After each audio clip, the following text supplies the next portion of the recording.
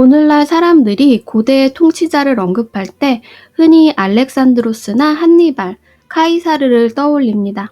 하지만 군사력이 최정점에 달했던 기원전 1세기의 로마를 상대로 약 30년이나 싸우며 로마의 확장을 저지했던 인물이 있습니다. 바로 독의 왕이라고도 불리는 미트리다테스 6세입니다. 그에 대한 기록은 대부분 적이었던 로마에 의해 기록됐는데, 그럼에도 불구하고 기록 전반에 미트리다테스의 끈기와 결단력에 대한 존경심이 드러납니다. 하지만 그의 불행은 그의 적수가 로마 최초의 군사 독재자였던 술라와 24살의 개선식을 치룬 군사천재 폼페이우스였다는 것입니다. 모든 스탯이 군사에 올인된 술라나 폼페이우스에 비해 미트리다테스는 군사, 외교, 행정에 고르게 분산된 육각형 군주에 가까운데요. 그가 시대를 조금만 달리 태어났다면 그의 이름은 지금보다 훨씬 더 깊게 역사에 새겨졌을지도 모릅니다. 기원전 1세기경 아나톨리아라고 불렸던 지역, 오늘날 대략 티르키예에 해당하는데요. 이 지역의 북동쪽, 흑해 남부 해안을 따라 폰토스 왕국이 있었습니다.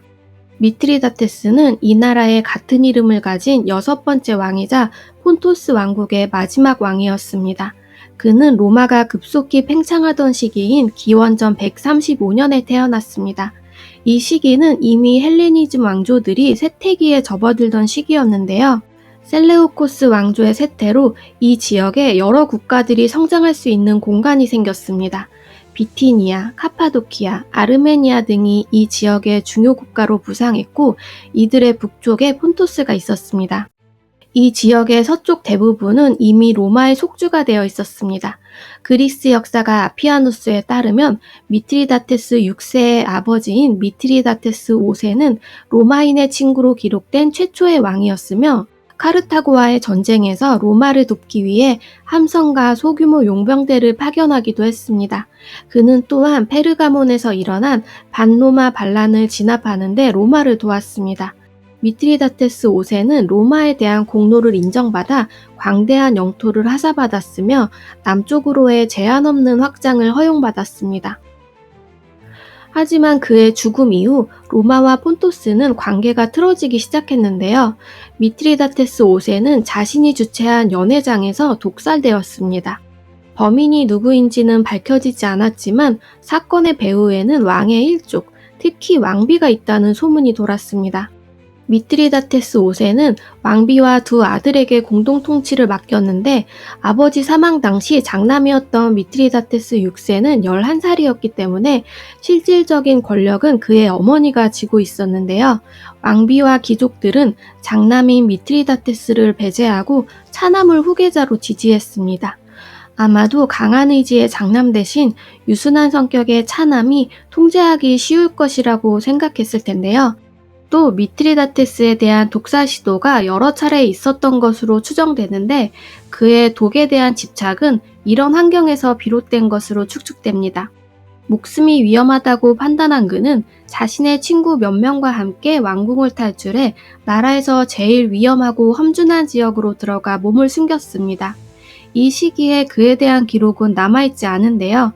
아마 이때 식물이나 동물 등을 통해 독에 대한 지식을 쌓았을 것으로 보입니다.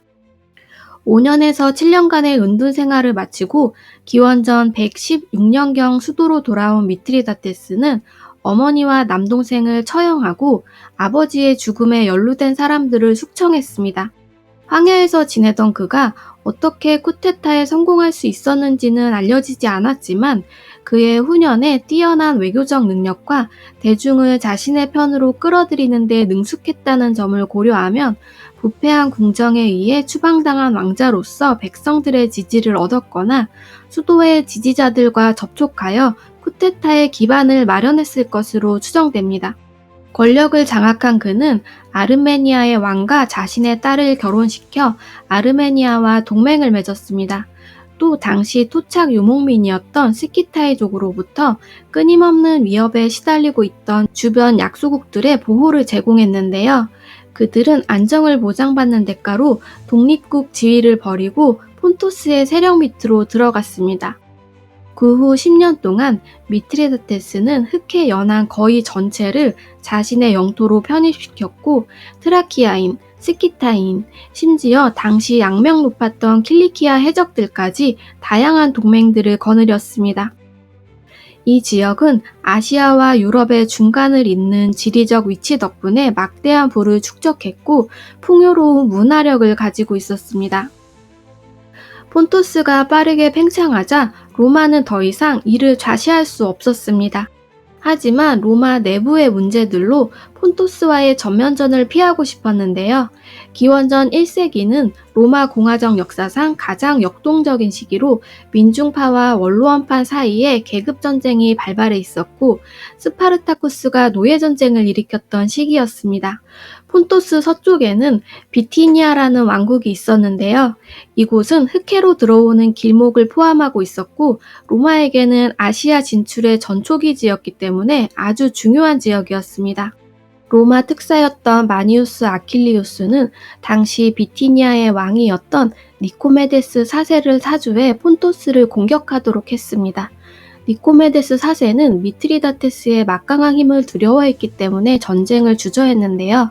그는 로마에 큰 빚을 지고 있었기 때문에 마지못해 폰토스 영토를 침략했습니다. 미트리다테스는 이 침략의 배후에 로마가 있음을 알고 있었는데요. 그는 즉각 반격하는 대신 좀 더 확실한 전쟁 명분을 쌓고자 로마에 중재를 요청했습니다. 로마가 이 침략을 묵인한다면 로마가 책임지는 구조가 만들어지고 그리스 도시들의 지지를 얻기 유리했기 때문입니다. 미트리다테스의 항의가 거부당하자 마침내 그는 전면전을 벌이기로 결심하고 1차 미트리다테스 전쟁이 시작됐습니다. 기원전 89년 암니아스 강으로 둘러싸인 넓은 평원에서 치열하고 피비린내 나는 전투가 벌어졌습니다. 전투의 승리는 열세였던 병력차에도 불구하고 미트리다테스가 차지했는데요. 그가 승리할 수 있었던 데에는 낯달린 전차의 활약이 있었습니다. 바퀴축에 낫을 단 전차의 돌진은 적 보병 진영을 혼란에 빠뜨렸습니다. 아피아누스는 미트리다테스 전쟁기에서 이렇게 묘사했습니다. 니코메데스의 군대는 몸이 두동강 났는데도 숨을 쉬고 있는 사람들, 혹은 산산조각이 나서 낫에 매달린 시체들을 보고 공포에 질렸다. 전투에서의 패배보다는 그 끔찍한 광경에 압도되어 공포가 군대를 휩쌌다. 미트리다테스는 이 전쟁에 가장 큰 책임이 있는 로마 특사 마니우스 아킬리우스를 사로잡았고 그의 목구멍에 녹인 금을 붓는 방식으로 처형했습니다. 미트리다테스는 포로가 된 비티니아 군인들에게 그들의 진정한 적은 로마이며 그들이 이 불운한 원정에 나선 것도 로마 때문이라고 설명하면서 귀향에 필요한 자원을 제공하고 고향으로 돌려보냈습니다. 때문에 미트리다테스는 적들 사이에서도 관대한 인물이라는 평판을 받았습니다. 그는 로마 휘하에 있던 소아시아 서부 지역을 신속하게 정복했습니다.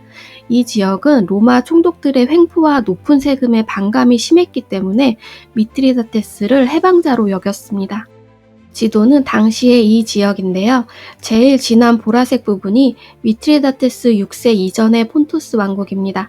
그리고 전체 핑크색 부분이 1차 미트리다테스 전쟁으로 획득한 영토입니다. 미트리다테스는 곧 이 지역에 남아있는 모든 로마인과 이탈리아인을 제거하기로 하고 비밀 명령을 모든 도시에 보냈습니다. 약속한 날이 되자 재앙이 시작됐는데요.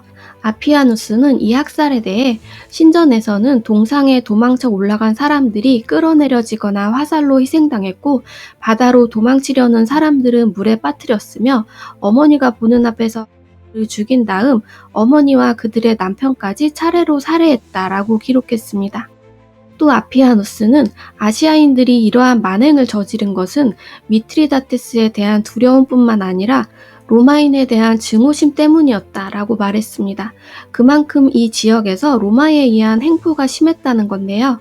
이로 인해 무려 8만 명에서 15만 명에 이르는 사람이 하루아침에 살해당했습니다. 이 학살에서 살아남은 일부 로마인들은 로도스 섬으로 도망쳤습니다. 로도스 섬은 오래전부터 친로마 성향으로 이 전쟁에서 끝까지 로마 편에 선 거의 유일한 그리스 국가였습니다. 이 시점에는 아테네와 테베도 폰토스 편에 섰습니다. 학살의 생존자들은 적에게 넘어갈 수 있는 주위 마을을 모두 불태우고 성벽 안으로 들어가 공성전 준비를 시작했습니다. 함구를 강화하고 해전에 대비해 곳곳에 함대를 배치했습니다.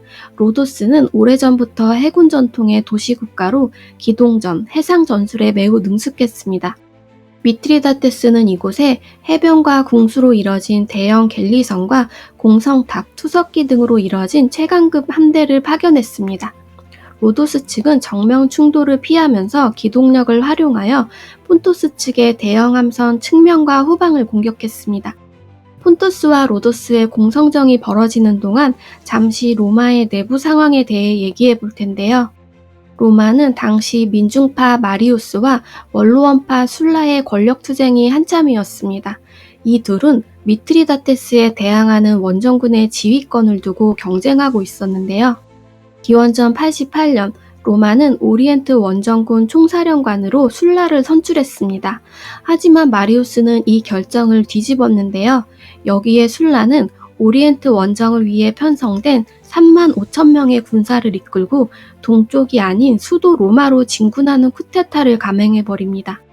로마인이 설마 군대를 이끌고 조국의 수도로 쳐들어올 것이라고는 예상하지 못했기 때문에 충돌은 몇 시간 만에 끝이 나고 마리우스는 아프리카로 도망쳤습니다.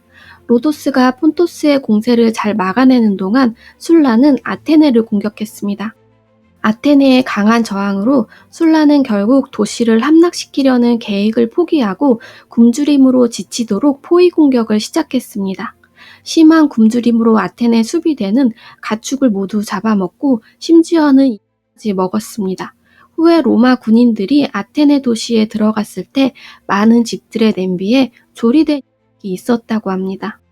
약 2년간 이어진 치열한 공성전 끝에 아테네는 함락되었습니다. 그 후 이어진 전투들에서도 술라의 우월한 전술과 포병 정력을 앞세워 수적으로 우세했던 적 진영에 참패를 안겨줬습니다. 미트리다테스의 아들 중 하나도 이곳에서 싸우다 병사했습니다. 폰토스군의 낯달린 전차는 이번에는 로마의 함정과 참호에 걸려 적에게 아무런 피해도 주지 못했습니다. 로도스 역시 폰토스 측의 공격을 잘 막아냈고 로마 측의 승리가 눈에 보이자 그리스의 도시들은 대부분 로마 편에 붙었습니다. 하지만 술라는 폰토스와 전면전을 하지 않았는데요. 그에게는 급히 로마에 돌아갈 이유가 있었습니다. 바로 술라가 떠난 직후 또다시 민중파가 정권을 잡고 원로원파 인사들을 숙청하고 있었기 때문입니다. 이때 살해된 사람들은 불과 닷새 만에 약 1000명에 이르렀습니다. 이런 상황은 미트리다테스에게는 유리했습니다. 술라와 미트리다테스는 기원전 85년 회담을 가졌습니다. 술라가 제시한 조건은 전쟁 배상금과 점령했던 영토의 반환이었습니다. 이렇게 기원전 89년부터 85년까지 이어진 1차 미트리다테스 전쟁이 끝났습니다. 상황을 급하게 종결시킨 술라는 서둘러 로마로 돌아갔습니다. 이탈리아의 남부 브린디시에 상륙한 술라는 군대를 해산하지 않고 그대로 로마로 진격했습니다. 그 후 약 2년에 걸친 민중파 숙청 작업이 시작됐습니다. 술라는 민중파 인사들의 이름이 적힌 살생부를 만들어 철저히 숙청했는데요. 이 목록은 약 4,700명이었다고 합니다. 여기에는 당시 18살이었던 율리우스 카이사르도 올라 있었습니다. 하지만 그는 다행히도 죽음을 피할 수 있었고 몸을 숨기기 위해 군대로 전향했습니다. 제2차 미트리다테스 전쟁은 기원전 83년에 시작됐습니다. 술라는 로마로 회군하면서 자신의 부관 무레나를 남겨두었습니다. 그는 최근 수복한 지역에서 로마 지배력을 강화하는 임무를 맡고 있었는데요. 그는 자신의 독단으로 폰토스 영토를 침략했습니다. 그가 공격한 이유는 미트리다테스가 다시 로마에 도전하기 위해 군대를 모으고 있다는 의심 때문이었습니다. 하지만 미트리다테스의 목적은 영토 내의 반란을 진압하는 것이었는데요. 무레나는 단지 폰토스의 부가 탐났고 개선식을 거행하려는 야심이 있었을 뿐이었습니다. 그는 로마의 만료에도 불구하고 침략을 멈추지 않았고 결국 2차 전쟁이 시작됐습니다. 무레나는 야심만큼 실력과 운이 따라주진 않았는지 곧바로 폰토스군에게 패배했습니다. 그의 패배는 소아시아의 다른 도시들이 다시 한번 폰토스에게 충성을 바꾸는 결과를 초래했고, 미트리다테스에게는 로마와 공존할 수 없다는 확신을 심어줬습니다. 제3차 미트리다테스 전쟁은 비티니아의 왕위 분쟁권에서 시작됐습니다. 기원전 74년경 비티니아의 니코메데스 4세가 후계자 없이 사망하면서 유언으로 비티니아를 로마에 맡겼습니다. 하지만 미트리다테스는 유언장이 위조된 것이라고 주장하며 자신이 선택한 인물을 비티니아의 왕으로 옹립했습니다. 비티니아를 포기할 수 없었던 로마는 결국 전쟁을 선포했고 또다시 전쟁이 시작됐습니다. 로마는 비티니아를 수복한 후 폰토스를 침공하여 노새를 하나씩 점령해 나갔습니다. 결국 수세에 몰린 미트리다테스는 사위가 다스리고 있는 아르메니아로 망명했습니다. 아르메니아가 미트리다테스를 넘기라는 로마의 요청을 거부하자 로마군은 아르메니아를 포위했습니다. 기원전 76년 로마군이 아르메니아로 진군하던 그때 로마의 부사령관 트리아리우스는 총사령관인 루클루스를 기다리지 않고 미트리다테스를 직접 격파하여 영광을 차지하고자 했습니다. 그 결과 로마군은 7,000명의 전사자를 냈는데 여기에는 트리부누스 24명과 백인대장 150명이 포함되어 있었습니다. 이 전투 당시 거의 60세였던 미트리다테스는 부상을 입었음에도 불구하고 끝까지 싸웠습니다. 이 젤라 전투는 그의 마지막 위대한 승리였으며 기억할 가치가 있는 전투였습니다. 그동안 로마에서는 술라의 시대가 저물고 술라의 걸출한 부하였던 폼페이우스가 대두되기 시작했습니다. 당시 지중해는 킬리키아의 해적들로 바닷길이 막혀 물자 유통과 주식인 밀 수입이 어려운 상황이었습니다. 킬리키아의 해적들은 미트리다테스의 지원을 받아 장비도 더욱 충실해져 겨울철에도 항해할 수 있었습니다. 로마는 해적 소탕 작전 총사령관으로 폼페이우스를 선임했습니다. 그에게는 3년의 기한과 500척의 군선, 보병, 기병들이 주어졌는데요. 이 제한이 가결된 것만으로도 급등했던 밀값이 폭락했습니다. 폼페이우스는 지중해 서쪽부터 시작해 동쪽까지 진군하면서 마지막으로 본거지인 킬리키아까지 함락했습니다. 이로써 해적은 괴멸됐고 안전하게 지중해를 오갈 수 있게 됐는데요. 이 해적 소탕 작전에 걸린 날수는 고작 89일이었습니다. 주어진 3년 중에 약 3달 만에 임무를 마치자 그는 로마인들로부터 신과 같은 존재가 되었습니다. 임무를 마친 폼페이우스는 로마로 돌아와 자신에게 주어진 절대지휘권을 내려놔야 했는데요. 하지만 그는 수도로 돌아오지 않고 로마의 요구사항을 전달했습니다. 현재 오리엔트 전선에 있는 루클루스를 해임하고 자신을 오리엔트 총사령관으로 임명하라는 것이었습니다. 당시 로마 사령관이었던 루클루스는 유능하긴 했지만 파견된 지 7년이 다 되도록 전쟁을 마무리 짓지 못하고 있었습니다. 폼페이우스가 해적들을 소탕하는 동안 미트리다테스는 사위에게 군대를 지원받아 루클루스가 남겨둔 부하들을 처형하고 왕위를 되찾았습니다. 폼페이우스가 폰토스의 동맹 세력들을 하나하나 제압하는 동안 미트리다테스는 아들이 다스리는 영토로 들어가 도움을 얻고자 했습니다. 하지만 그곳에 도착했을 때 실망할 수밖에 없었는데요. 그의 아들은 아버지를 배신하고 로마와 동맹을 맺었기 때문입니다. 이에 그는 분노하여 아들을 죽였습니다. 그의 또 다른 아들은 아버지에게 대항하는 군대를 이끌었습니다. 놀랍게도 미트리다테스는 포기하지 않고 새로운 군대를 일으켜 로마와 끝까지 싸우려 했지만 그의 백성들은 끊임없는 전쟁에 지쳐 그의 차남인 파르나케스 2세를 지지했습니다. 폼페이우스가 포위망을 좁혀오자 두 어린 딸과 함께 성체에 홀로 남은 미트리다테스는 로마의 개선식에 끌려가는 신세가 되느니 차라리 목숨을 끊기로 했습니다. 그는 마지막을 대비하여 항상 독약을 소지하고 다녔다고 전해집니다. 전설에 따르면 그는 독사를 피하기 위해 존재하는 모든 독에 대해 연구했으며 죄수들을 대상으로 자신이 개발한 해독제를 실험했습니다. 그 결과 그는 여러 독에 대비 가능한 일종의 만능 해독제를 개발했다고 하는데요. 여기에는 소량의 독을 첨가하여 매일 복용함으로써 독에 대해 내성이 생기도록 하기 위한 것이었습니다. 그는 자신이 가지고 있던 독약을 두 딸과 함께 나눠 마셨습니다. 두 딸은 바로 사망했지만 바로 이러한 내성 때문인지 독약은 그의 목숨을 끊지 못했습니다. 그는 결국 자신의 부하에게 마무리를 요청했다고 합니다. 이렇게 10년간의 끊임없는 전쟁 끝에 제3차 미트리다테스 전쟁은 막을 내렸고 미트리다테스의 격동적인 삶도 끝이 났습니다. 이후 파르나케스 2세는 다름 아닌 율리우스 카이사르에게 패배하여 그 후 폰토스의 영토는 로마의 지배하에 놓이게 됩니다.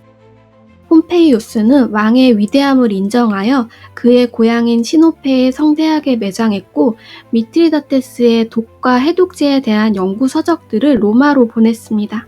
이 서적들은 라틴어로 번역되어 그가 개발한 해독제는 후에 개량을 거쳐 18세기까지 사용되었지만 안타깝게도 원래의 제조법은 현재 완전히 사라졌다고 합니다. 미트리다테스는 한니발, 스파르타쿠스, 베르킨게토릭스와 같은 다른 로마의 적들처럼 사후에 큰 명성을 얻지는 못했습니다. 학자들은 이런 경향이 그의 기록이 거의 친로마 역사가들에 의해 남겨졌으며 아시아 군주에 대한 부정적인 편견, 잔혹하고 태폐적인 동방술탄, 비문명인 같은 부정적인 프레임이 씌워졌기 때문이라고 해석합니다. 하지만 그러한 영향이 없더라도 미트리다테스의 이야기가 역사에서 희미해진 이유는 그가 훨씬 더 파악하기 어려운 인물이기 때문일 것도 같은데요. 그는 왕이면서 동시에 과학자, 장군, 문화인이자 야만인, 학살자이자 해방자이기도 했습니다. 스파르타쿠스 하면 떠오르는 자유투사 같은 이미지처럼 미트리다테스를 한마디로 정의할 수 있는 꼬리표는 없습니다. 그는 코끼리 부대를 이끌고 알프스를 넘은 한니발이나 어린 나이에 무패를 자랑한 알렉산드로스처럼 위대한 군사적 업적을 남기지도 못했습니다. 각자의 생각에 따라 미트리다테스는 누구에게는 영웅으로, 누구에게는 악당으로 여겨질 수도 있습니다. 하지만 그의 편에 섰던 사람들에게 그는 백성의 적에 맞서 끝까지 싸운 훌륭한 왕이자 해방자였습니다. 로마 역사가인 디오 카시우스의 묘사가 그를 가장 간결하게 표현하지 않았을까 싶은데요. 이 문장을 소개하면서 이번 영상을 마치겠습니다. 그는 천성적으로 큰 일에 몰두했으며 수많은 성공과 실패를 겪은 그는 더 이상 감히 시도하지 못할 일은 없다고 여겼다. 그리고 설령 실패할지라도 왕국을 빼앗기고 비천함과 불명예 속에서 사느니 차라리 자부심 속에서 그의 왕국과 함께 멸망하는 것을 원했다.